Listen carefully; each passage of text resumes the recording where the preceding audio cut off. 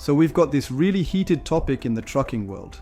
The FMCSA's latest idea to ease hours of service rules, which would extend the driving window from 14 to up to 17 hours, and truckers are not having it. Absolutely. It's like they're saying, more hours?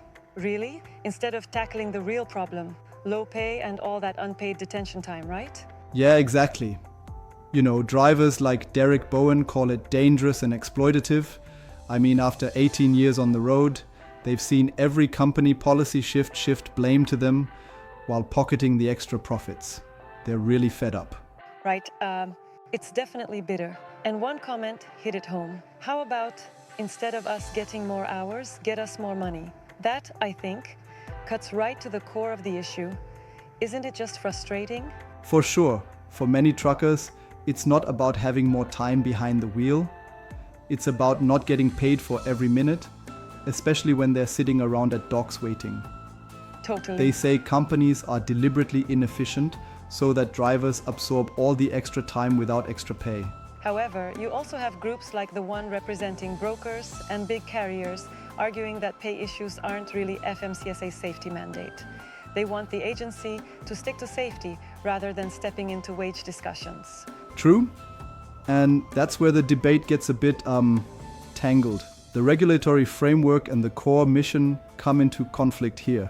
The Owner-Operator Independent Drivers Association, they kind of back up the drivers, saying that if drivers were paid for detention time, it might even reduce their overall hours because things would run smoother. Yeah, exactly.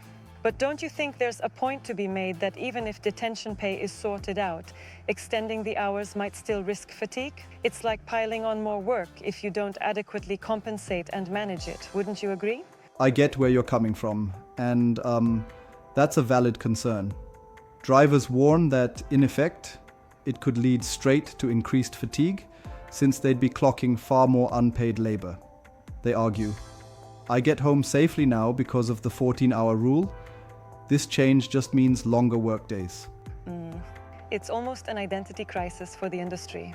On one side, you have pilots trying to ease regulations to reduce fatigue. And on the other, drivers saying the fundamental issue is about their compensation structure.